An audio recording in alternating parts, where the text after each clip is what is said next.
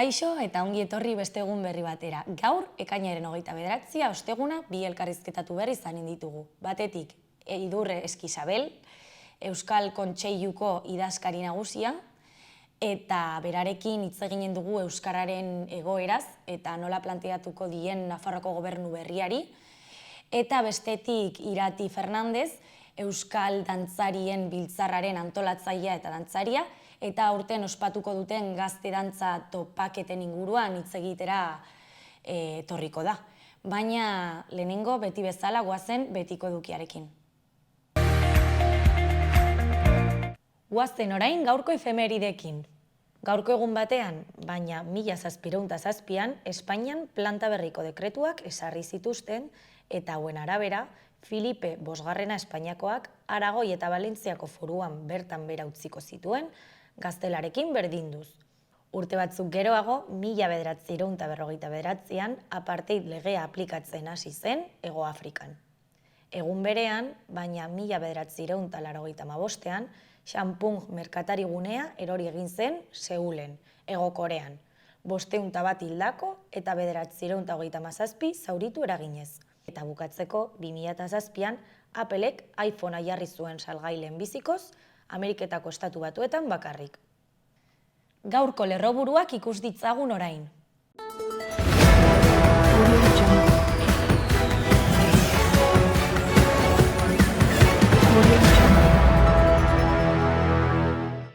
Ekainako 28 LGTBI komunitatearen nazioarteko eguna Iruñeko kalea jendez bete dira eskubide berdintasuna aldarrikatzeko. 5.601 milioi euroko gastu errealarekin eta 183,3 bateko exekuzioarekin itxi zuen 2022. Nafarroko lehendakariak LGTBI pertsonen eskubideak eta espazio guztietan askatasunez adierazteko ahalmena aldarrikatu du. Nafarroko gobernuak eta Suntsundegik Volvo proiekturako langile kualifikatua prestatzeko eta kontratatzeko prozesua aktibatu dute. Nafarroko gobernuak foruzaingoaren lanaldi ordutegi eta ordainsarien erreglamendua aintzat hartzea onartu du. Garapen ekonomikoak adimen artifiziala erabiltzen duen proiektua finantzatu du ikuslearen emozioen arabera ikus-entzunezko edukiak ala nola filmak eta seriak egokitzeko. Bi urdanako kirol pistak auzolanean konpondu eta mundialito antirrazista aurkeztu dute. Iruñan instalazio fotovoltaikoak eraikiko dira, San Jorge eta Patxi Larraintzar ikastetxe publikoetan Arrosariako kiroldegian eta Landabengo lantegi eskolan. Zinegoak jaialdiko film laburrak ikusteko aukera izanen da Ortzirel honetan beran.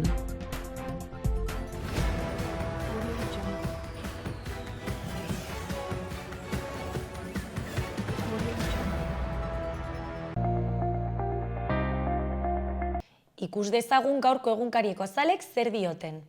Diario de Notiziasen titular nagusian, Nafarroako familien batez besteko gastua 35.000 euroraino igo da. 2022ko datuek 7,9ko igoera jasotzen dute aurreko urtearekin alderatuta.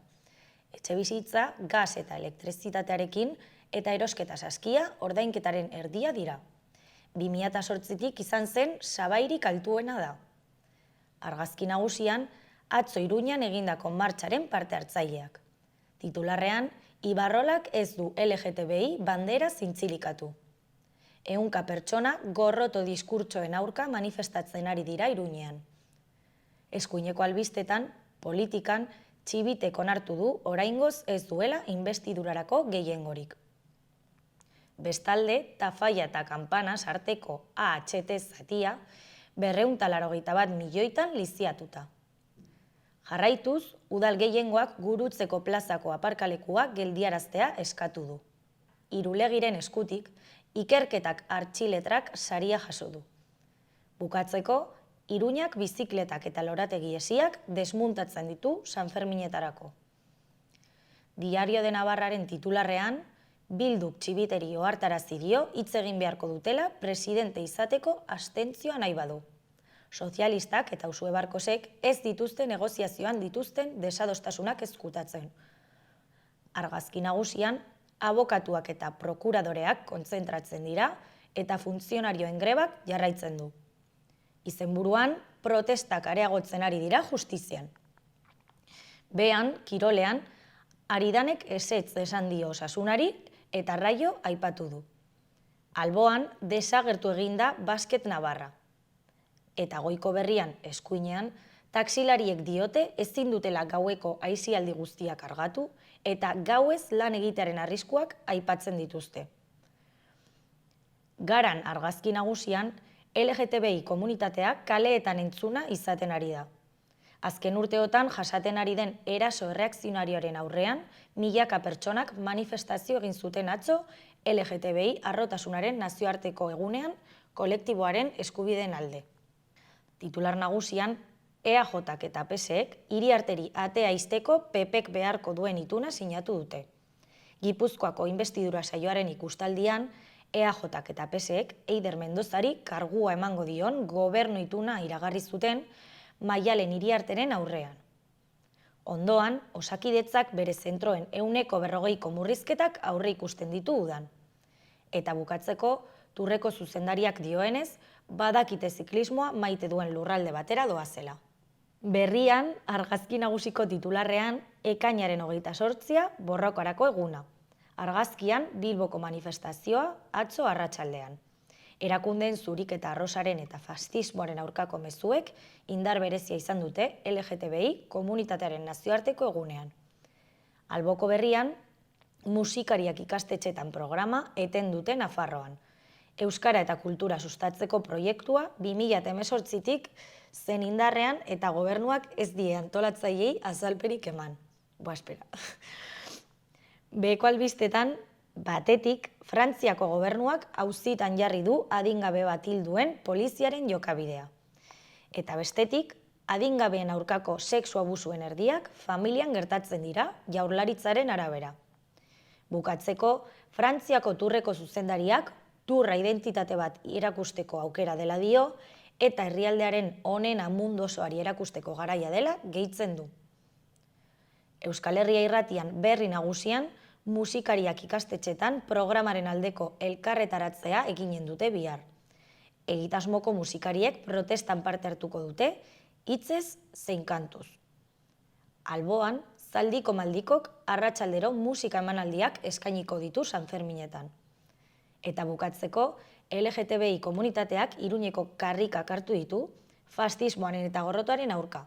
Nafarroako Berdintasunerako Institutuak LGTBI zerbitzuan egindako murrizketak salatu dituzte. Gaurko eta biharko eguraldia ikus dezagun orain. Gaur iparraldean hodeiak izango dira nagusi. Goibel egongo da han eta goizean euritara jo dezake. Arratsaldetik aurrera zaparradak botako ditu, eta egunaren amaieran baliteke trumoi ekaitza izatea. Hegoaldean ostarteak agertuko dira, batez ere goizean. Egunaren lehenengo partean ateri eutxiko dioan, arratsalde gau partean ekaitzak jo dezake han hemenka. Iparraldeko edo iparmendebaldeko haizea ibiliko da bolada gogorrekin, batez ere arratsaldean. Temperatura maksimoak gradu pare bat jaitsiko dira ziurrenik. Ostiralean hasieran hodeiak nagusi izango dira oraindik eta iparraldean euria egingo du. Orduak pasa ahala ostarteak zabalduz joango dira eta atertzera egingo du. Guztiz garbituko ez duen arren, arratsaldean eguzkitsu egongo da tarteka, batez ere hegoaldean. Ipar-haizea bizi batez ere arratsaldean eta Ebro ibarrean. Temperatura maksimoak jaitsi egingo dira eta giroa freskoa izango da. Temperatura minimoek berdintsu jarraituko dute.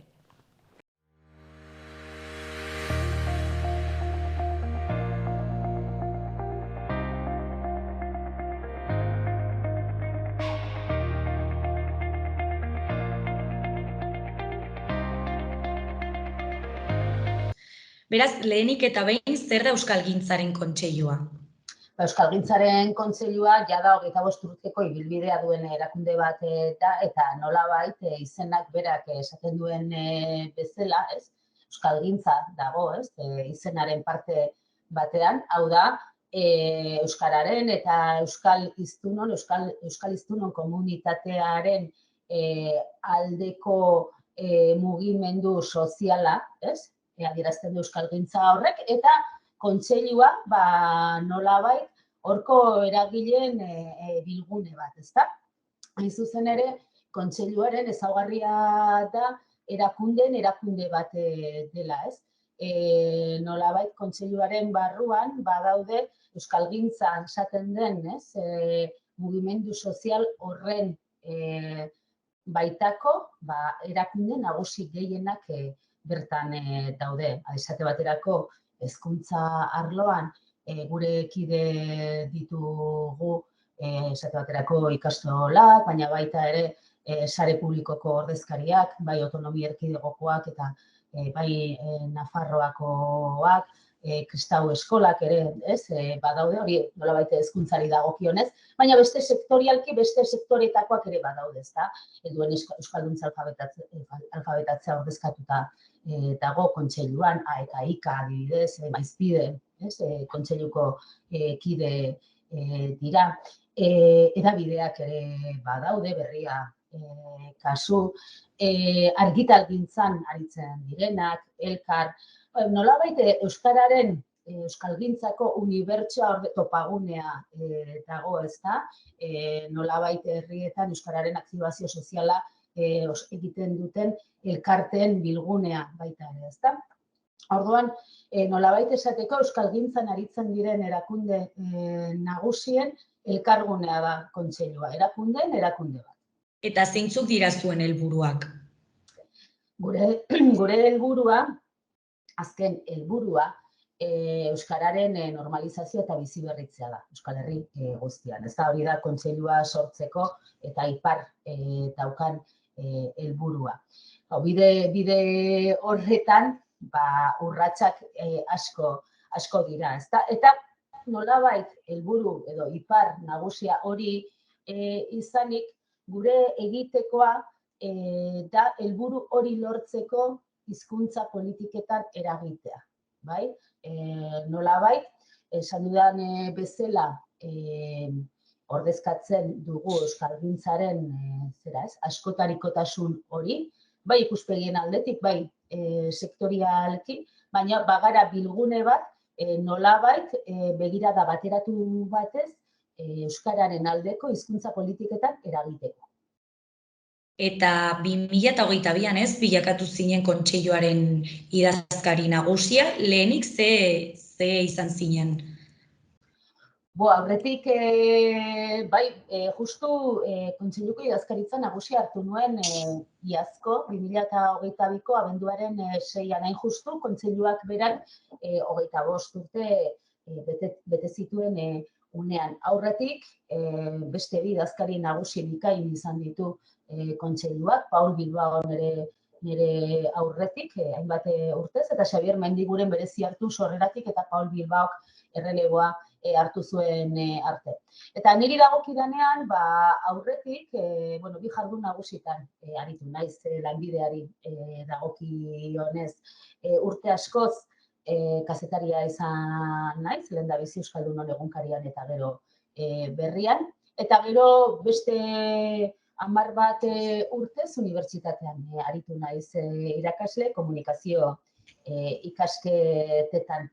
Baina hori lanbidea izan da, bizibidea, sosak ematen diguna, baina beti izan dut lotura eta nire jardunean ere, eta sorte hori izan dut, nolabait nire jardun profesionala benetan gorputza zeharkatzen didan zerbaitekin uztartzearen sortea izan dut. Hain zuzen ere beti lotuta ibili naizelako euskalgintzara, ezta? Orduan, aurretik hori nintzen, baina beti izan dut buruan euskalgintzako eragile naizela. Eta 2021an batuz aldatu hizkuntza politiketan eragiteko adostasun soziala aurkeztu zenuten. Dela hizkuntza politika berriako bide orria, ez? Zer da hau berez? Hori kontseiluak diodan bezala 25 urteko ibilbidea dauka, ez, berekin. Eta 25 urteko ibilbide horretan, batetik mundua bera, ez, aldatu da, asko, ez, 25 urte atzera egiten badugu eta konparaketa bat gaur egungoarekin gure bizimoduko hainbat gauza aldatu dira eta pertsonok, herritarrok, jendea, bizimoduan kokatzeko modua ere bai, ezta. Aldaketa horiek guztiek ekartzen dute nolabait gizartean, jendartean eragiteko asmoa daukagunok ere, ez? Kontseiluaren asmoa bada eraldaketa bat eragitea, ez? Nolabait jendarte euskaldunago bat, edo behintzat euskal komunitateak berdintasunean eta erosotasunean bizitzeko aukera izango duen jendarte bat sortzea, eta hori eraldaketa sozialeko prozesu bat da.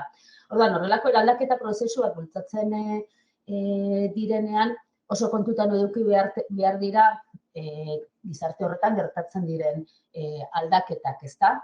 Nolabait, zure proposamenek zentzua izan dezaten garaian, ezta? Orduan, batuz aldatu proposamena badator gogoeta horretatik, ez? Nola doa aldatzen gizartea, orain arte zer egin dugu, eta euskalgintzan ere zer egin dugu aurrera, nun irabazi ditugu espazioak, nun geratzen zaizkigu, ez?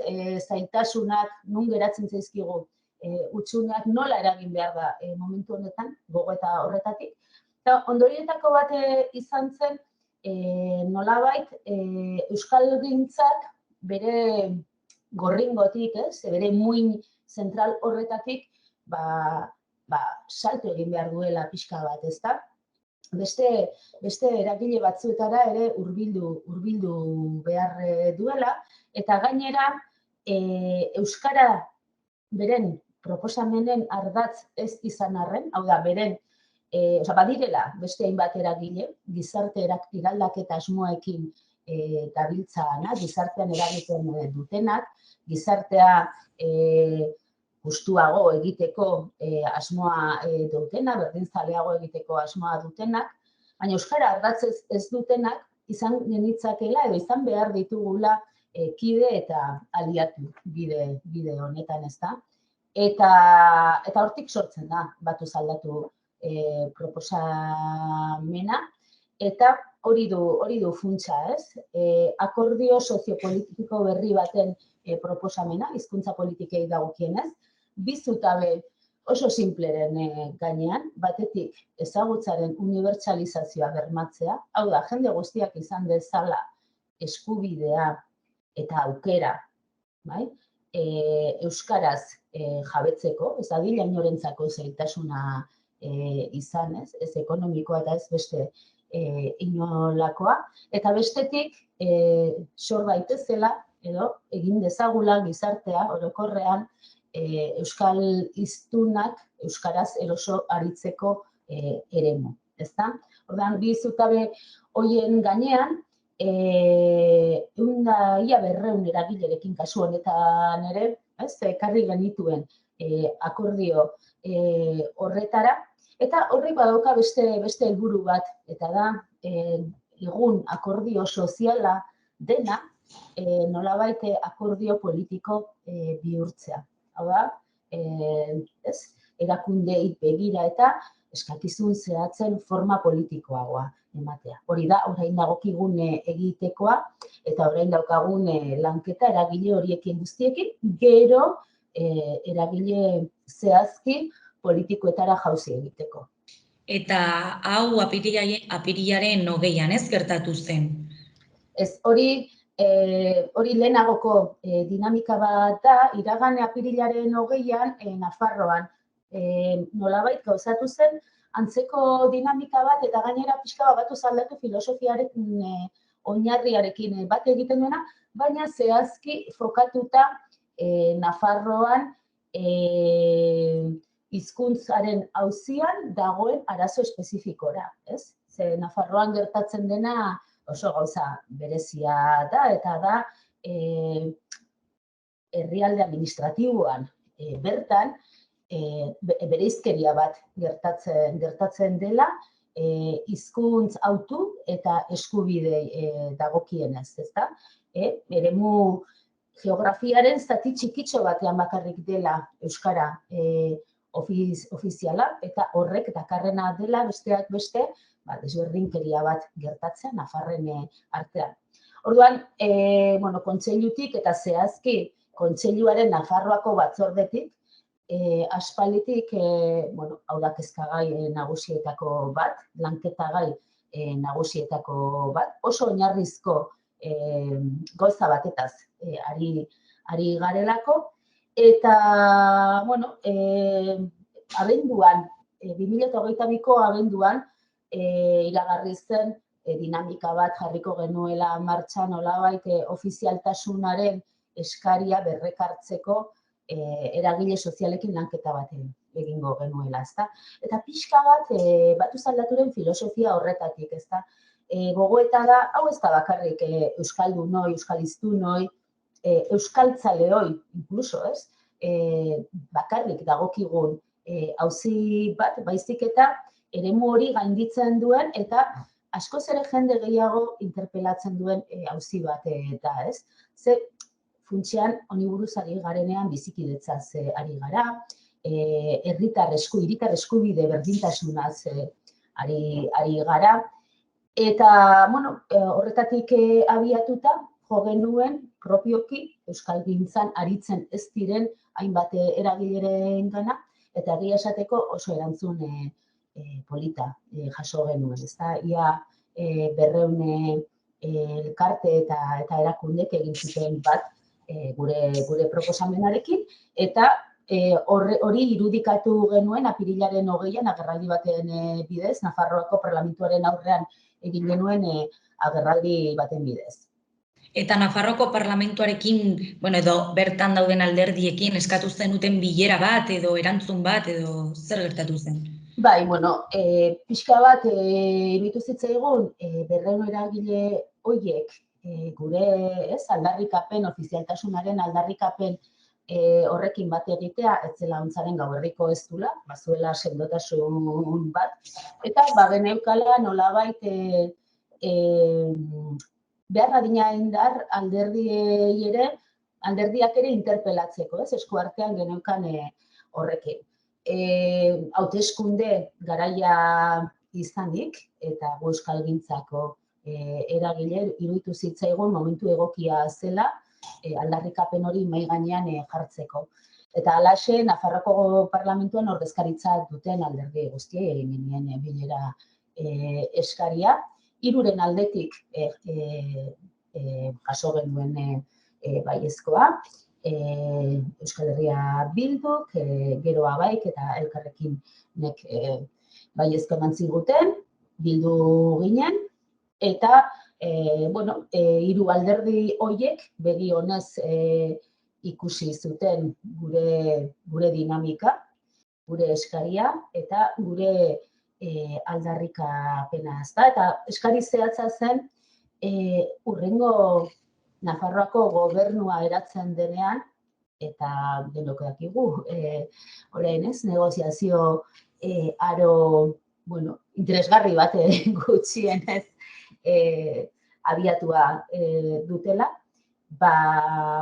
oso presente izateko ofizialtasunaren eskari hori, badelako Nafarroako jendartearen sektore batentzako oso eskari garrantzitsua.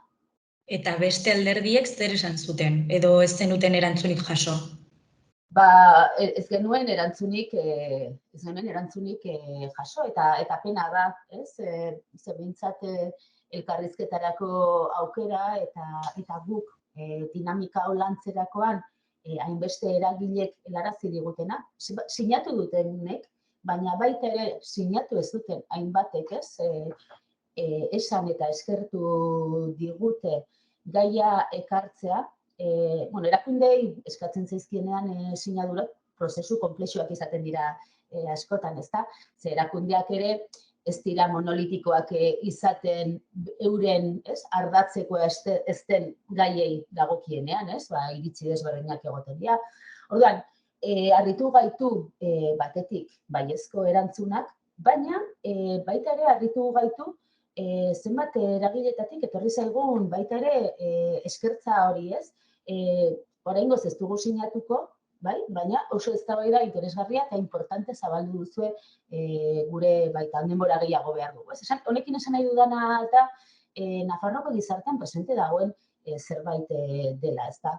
Orduan, harrigarria da, nolabait halako gai bat planteatzen denean alderdi batzuek hizketarako ere ez aintzat hartzea, ezta?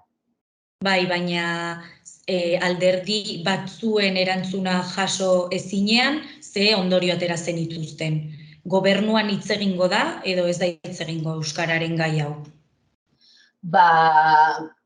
Guk oraindik ez gara analista politikoak, izan nahi, kontseilua bera, kontseiluaren egitekoa ez da halako espekulazio politikoetan aritzea, ez da.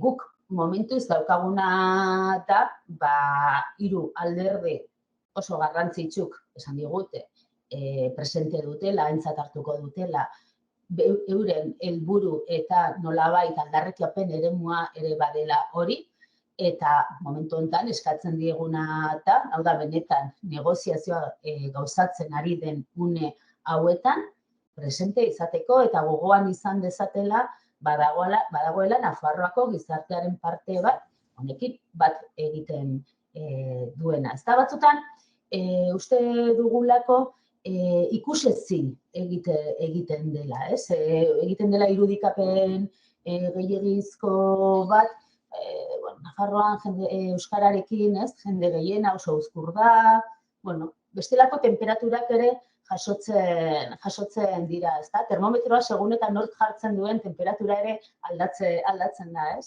Farmazietako termometroetan ikusten dugu, ez? Eguzki betetan jarri edo itzaletan ze aldaketan gertatzen diren. Orduan, aintzat har dezatela hau behintzat eta presente izan dezatela orain negoziatzen dutenean. Eta zer suposatuko luke euskararen ofizialtasunak, zer aldaketa egongo ziren? Suposatuko luke, hasteko, jende askorentzako oinarrizko nor izate baten aitortza, ezta? Badakit, kasua, alderaketan beste aldean jarriko ditudanen egoera oso larria delako, akaso ez dela parekatzerik egokiena, baina da pixka bat zera ez, paperik gabeko migranteekin gertatzen dena, ez da? Paperak edukitzeak ez du esan nahi, etxe bizitza bat edukiko duzunik, hainbat zera ez, inkluso bizi baldintza minimoren bermea edukiko duzunik, baina ematen dizu hortarako oinarri bat, bintzat ematen dizu nor izate baten ezagutza, ezta? Orduan, euskara ofiziala izateak ez du esan nahiko egun batetik bestera Nafarroako gizartean, euskalduntzean edo sekulako jauzia emango denik, baina bai gutxieneko zoru batzuk jarriko direla, ezta? Eta badago hori, ezagutza bat, nor izate horren ezagutza bat, horrek pertzepzioa bera besteena ere asko aldatzen du, bai hiztun horiekiko eta bai hizkuntza horrekiko, eta gero ez du esan nahi inorri ezer inposatuko zaionik, ezta? Hizkuntz politikak, hizkuntza gutxituen aldeko hizkuntza politikak ia beti, ia leku guztietan progresiboak izaten dira eta gainea hala komeni da, ezta? Orduan, ez da izango bapatean, halako derrigortasunik, badaudelako mamu horiek askotan. Autonomi erkidegora, Araba, Bizkaia eta Gipuzkoara begiratzen badugu ere, euskara ofiziala izan arren, esate baterako jende asko dago, administrazioan lanean euskara ez dakiena, naiz eta hor ere badauden baldintza batzuk eta marrazketa progresibo bat administrazioa bera euskalduntzeko, baina urteetako prozesu bat da, ez? Baina era berean, esan nahiko luke, ziur aski, Nafar guztiek edukiko luketela euskararekin kontaktu bat, ezagutzarako eskubide hori errekonozituta. Hau da, gure ustez, egiten duena da ateak ireki eta ez itxi. Hori galdetu behar nizun, ofizialtasuna ateak irekitzeko giltza bat dela, ez? ez dela derrigor bat, Hori da, nolabait egiten die, gaur egungo Nafarroako milaka herritarri aitortza bat eta bizitza erosoago eta bizigarriago batzuk izateko bidea jarri. Eta gero beste milaka nafarri ere, aberasteko aukera bat zabaltzen die, ez? Ze kuriosoa da, ez? Gainera, etengabe daude, ez? Airean nolabaiteko diskurtso horiek, ez? Esaten dutenako, hizkuntzak jakitea ze aberasgarria den jendearentzako, ez? Bidaiatzea hizkuntza jakiteak beti ari gara inglesaz, ez? Inglesa daukagu buruan, hori aipatzen denean, baina, alemana balitz, edo txinera balitz, edo frantsesa balitz, hau da hizkuntza hegemoniko eta handiak balira, diskurtso hau erabiliko genuke zenbat eta gehiago jakin orduan eta hobeto, ez? Eta aldiz, hizkuntza, Nafarroako berezko hizkuntza den batekin, nafar askoren hizkuntza den horrekin, ez? Berezkotasunetik gaindi, ez? Justu aberasteari esia jartzen zaio, ez? Hori gauza harrigarri bat da besterik ez esatearren. Hala ere, ekainaren 10ean Sorionekuak mobilizazioarekin bat egin zenuten, ez? Eta herritarrok guztiok Iruñan elkartu zineten, zer egin zenuten egun horretan euskararen alde? Pixka bat, Sorionekuak ez da kontseilutik sortzen den proposamen bat, ez da kontseilutik sortzen den dinamika bat, naiz eta kontseiluak bat egin zuen ekimen horrekin. Sorionekuaken logika bada nolabait modu, esango nuke, alai eta positibo batean, gutxi gora bera, nik orain arte esan ditudan hau guztiak proposatzea eta gizartera ekartzea, ezta? Nolabait hor bat zegoen eskari bat, hainbat nafar norbanakoek egina, ez? Eurek euskaraz bizitzeko bidea nahi dutela Nafarroan, nafarrak diren heinean, euskaldunak diren heinean, eta pixka bat ikuspegi horretatik, ez? Denok aberasteko da, ez da, ez? Kendu mamuak burutik, ez? Badokagu zerrekin poztu, ez? Honekin guztiarekin. Eta zein izanen da hurrengo pausua? Alderdiek ez badute zer egiten, edo mailan gaia planteatzen, zer gertatuko da? Edo ez duzue oraindik planteatu?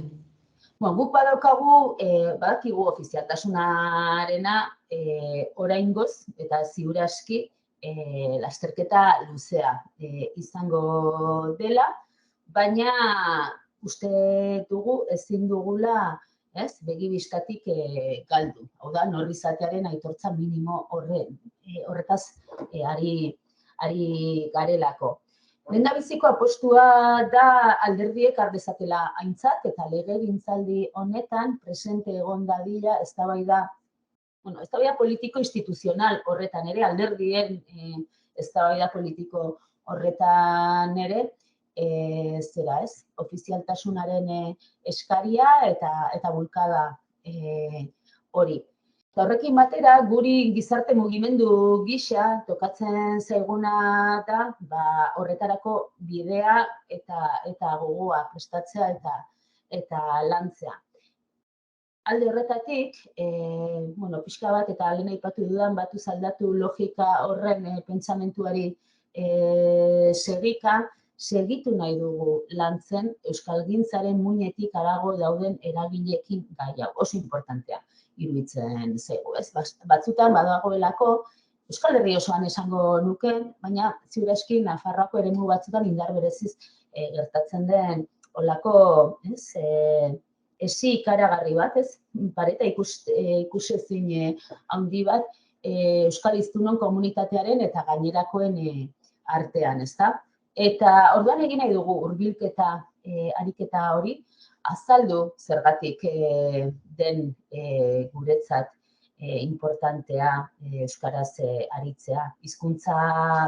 Hizkuntza komunikatzeko tresnez harago beste zerbait badirela, gure buruak eta taldeak argazteko elementu importanteak direla, eta inkluso mundu gero eta aldapagoragoa, uste guztiok, badaukagula sensazio bat, mundua gero eta gaitzagoa dela, eta gero eta soluzio urrunagoak ikusten ditugu denok ere, hizkuntza gutxituen alde egitea, kasu honetan, gure hurbilenaren alde, euskararen alde, badela nolabait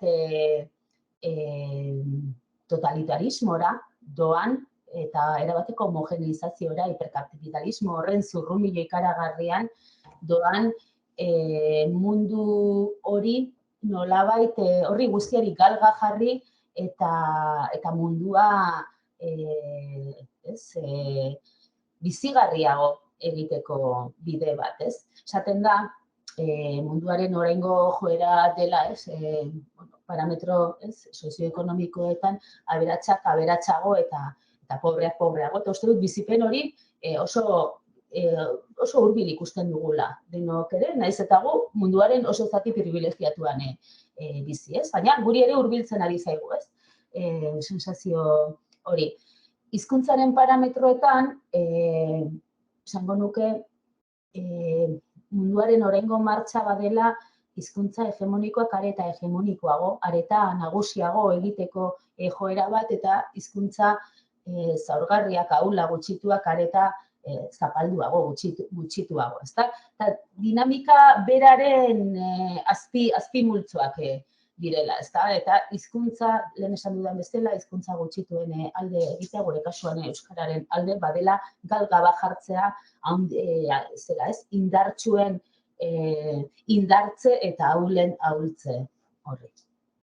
Beno, honekin amaituko dugu, Idurre, mila esker hemen egonteagatik Euskalgintzaren Kontseiluko idazkari nagusia. Eta, amaitzeko, Euskara zabal dizagun, eta erabil dezagun, eta ofizial egin dezagun. Alba da. Hori da. Alba da eta ezin bada ere bai. Hori da. Mila esker. Eskerrik asko zuei.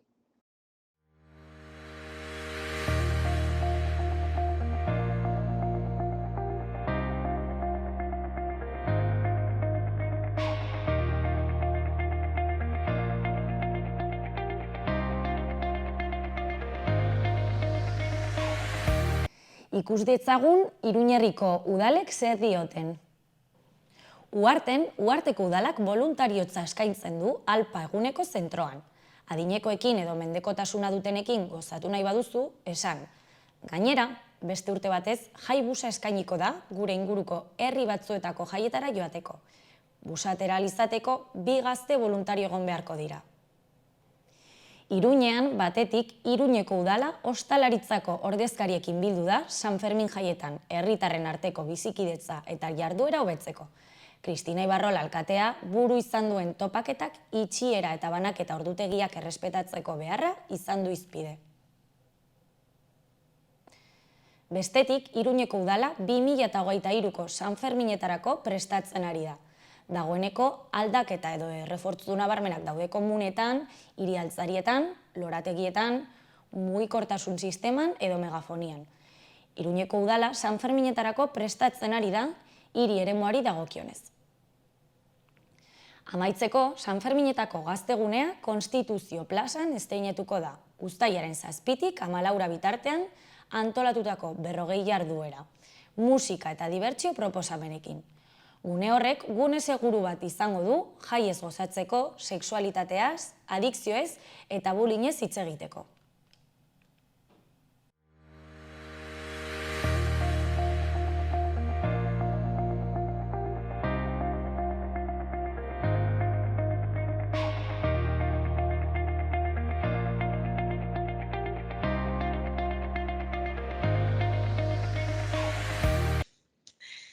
Ongi etorri gaurko bigarren elkarrizketara, oraingoan Irati Fernandez daukagu gurekin, dantzaria eta antolatzailea, eta Euskal Dantzarien Biltzarraren komunikazio taldeko antolatzailea eta dantzaria esan duan bezala da, eta aurten ospatuko den gazteen dantza topaketa Asparrenan, ekainaren 30tik uztailaren 2 hitz egitera etorri da, ongi etorri.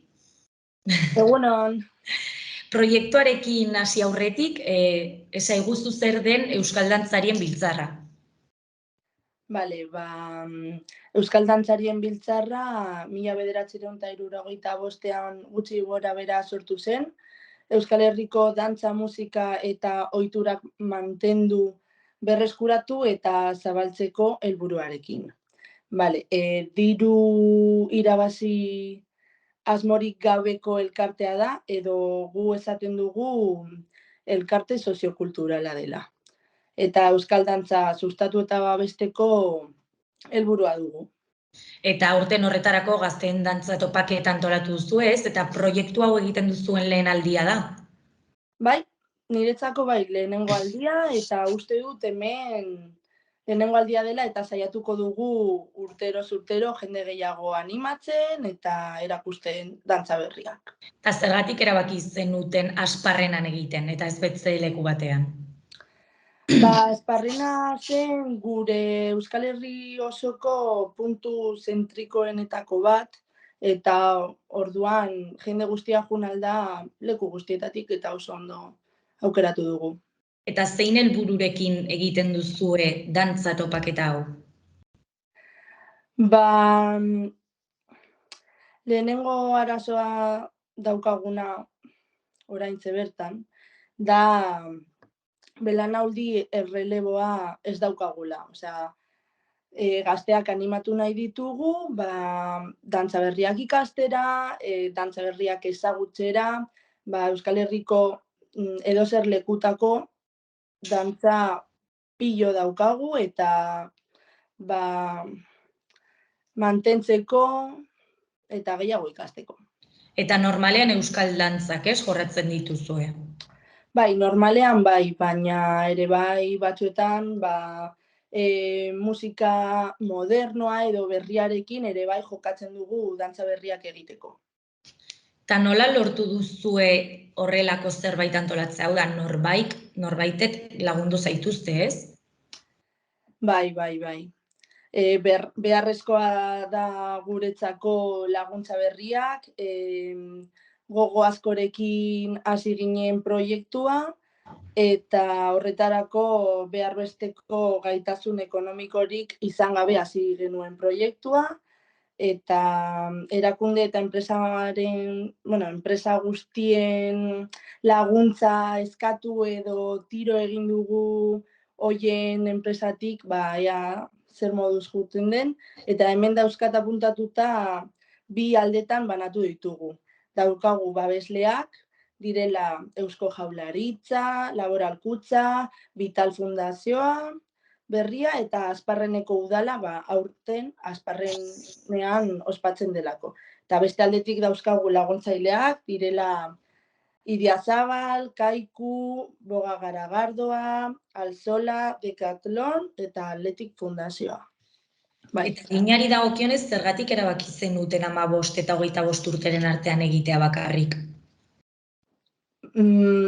Hori izan zen aurten jokatzeko, ikusteko nola doan adina horren artean, baina ere bai 25 urte aurrera esan dugu etorri aldirela, baina parte hartzeko beste modu batean. Adibidez laguntzen antolatzen, edo gauzak ekartzen, edo horrelako gauzak. Ez diogu inorri ezetz esango, baina urte horiek ikusiko duguean, zemuz. Eta ze pertsona kopurutan jarri duzu limitea? Zenbat pertsona apuntatu dira aurten? Ez dugu jarri kopuru limitea. Dantza talde ditugu gutxi gora bera, 250, 300, osea, imaginatu, adibidez nire dantza taldeko ni bakarra naiz aurten, ea lortzen dudan hurrengo urtean nire dantza taldeko jende gehiago etortzea, eta aurten gutxi gora bera gara 150 dantzari, ikasle, hola. Eta hauek apuntatzen dira bakarka edo taldeka? Adibidez, ni bakarrik apuntatu naiz, eta badakit beste talde batzuetan, adibidez, 8 etortzen direla, edo beste batean 2, dantzari, edo beste batetik bakarrik bat, ere bai, gazteen artean ezagutzeko eta ondo pasatzeko ere bai. Zuen artean oraindik ez zarete ezagutzen, ez? Ni adibidez ezagutzen ditut Amaiurreko taldeko dantzariak, batzuk bakarrik, baina beste aldetik ez dute inor ezagutzen. Eta zein izanen da asteburu honen egitaraua, zer eginen duzue, dantzak, hausnarketak, konta iguzu pixkat? Bai, ideia asko ditugu eta ondo pasatzeko dena erlazionatuta dantzarekin. Egingo dugu adibidez bingo musikala, edo dantza kontzertuak, gero ikasi adibidez, Arabako dantza garrantzitsuenak hauek dira, tal, erakutsi, ni Nafarrokoa naiz, ni erakutsiko ditut Nafarroko tal. Guztien artean erakutsi, hori da garrantzitsuena. Eta ere bai, dinamikaren bidez, hausnartuko dugu arazoak. Informe bat egongo da, eta dena ondo bai. Orduan egingo dituzu ere talde dinamikak eta egoera hausnartuko duzu, ez? Bai. Eta apuntatzea doakoa izan da edo zerbait ordaindu dute? Gu hasteko ez geneukan ezerrezko dirua, orduan egin genuen, nola sinatu paper bat jartzen duena, zu hasteko ordaintzen dituzu 60 euro, baina gazte dantzatopak eta bukatzen denean, bueltatzen dute dantzari guztiei, 45 edo olako dirua izan zen, aurrez aurre zerbait eukitzeko eta hasteko. Eta dantza topaketa hau egiteko kanpaina bat antolatu duzu, ez? Egin zenuten sozialetan kanpaina bat, ze hashtagekin edo zer egin duzue? Gure hashtag izan da dantzari izatea zarro nago, edo jende gehiago egiten badu, harro gaude, saiatu gara jende guztietara iristea eta famatuei, adibidez Osasunako jokalariak eta atletiko jokalariak bidali digute bideoak eta holako gauzak, bai. Eta topaketen edukia ikusi ahalko dugu edo ez duzue grabatuko? Hori oraindik ez dugu oso ondo antolatu. Agian gauzaren bat bai, edo beste gauzak ez, bingoa uste dut utziko dugula gure artean, ondo pasatzeko, baina gero dantzak erakusteko momentuan, bai eukiko dugu hor kamera bat, erakusteko guztiei, baina. Eta nola dago jende animatuta, zer espero duzue asteburu hontan gertatzea? Juntan gauden jendeen artean egiten dugun bideodeiak eta gauzak, ikusten dut jendea oso animatuta, gogokin, poste naiz horretaz, Ni adibidez bakarrik noa, hasieran urduri, baina ja bideodeietan ezagutu gara, holako gauzak eta oso ondo, ni pozik eta gogoz. Eta topaketa hauek eta gero, zer eginen duzue? Edo ez duzue pentsatu oraindik? Ideia asko daude haizean, baina ez daukagu ezer oso ondo aukeratuta. Gure ideia da, urtero gazte dantzarien topaketa bat egitea. Adibidez, aurten izan da, Asparrenan, 30-tik uztailaren 2.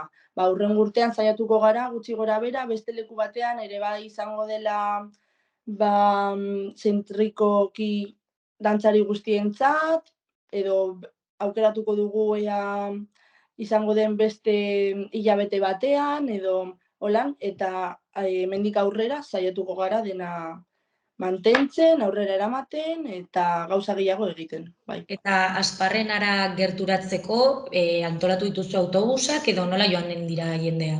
Bai, Lizarretik Iruñera autobus bat dago, eta hor Iruñan biltzen dira jende asko, ez dakit oraintxe bertan zenbat, uste dut 2 autobus edo holan, beteta, juteko Asparrenera, ni hemen Bianakoa naiz, orduan bakarrik juten naiz kotxean, Gero beste autobus bat dago. Bai, autobusetan antolatu gara oso ondo, bai. Eta bazkariak, afariak eta hola, euskal dantzarien biltzarraren kontuz edo nola ginen duzue? Hasieran esan dudan papera, sinatzen duzuna, dirua eta gero bueltatzeko dirua eta holan, gero formulario bat bidali genuen dantzari guztiei, betetzeko ea zer gustatzen zaidan, ea gozatzeko nahi dudan kafea edo zukua, holako gauzak jakiteko gutxi gora bera jendea zer nahi duen hori gozaldu, eta gero daukagu afari sorpresa, holako gauzak, bai. Eta non eginen duzuelo, Asparrenaren etxe rural batean edo nun? Utzi digute polikiroldegia guztia guretzako, uste dute egongo dela banatuta 3 edo 2 zatitan, eramango dugu bakoitza gure losakua, eta abentura. Bueno, hemen utziko dugu, Irati, mila esker hemen gurekin egoteagatik, eta animatu ez, jendea dantza egitera eta Euskal Herriko dantzak sustatzera ez? Bai. 3 hashtag daukagu erabiltzen oraintxe bertan, gazteen dantza topaketa, GD topaketa eta dantzari izatea zaharronago. Oraindik bideoak bidali alditugu? Bai, noski baietz. Bideoak beti jasoko ditugu. Vale, mila esker zuei. Mila esker.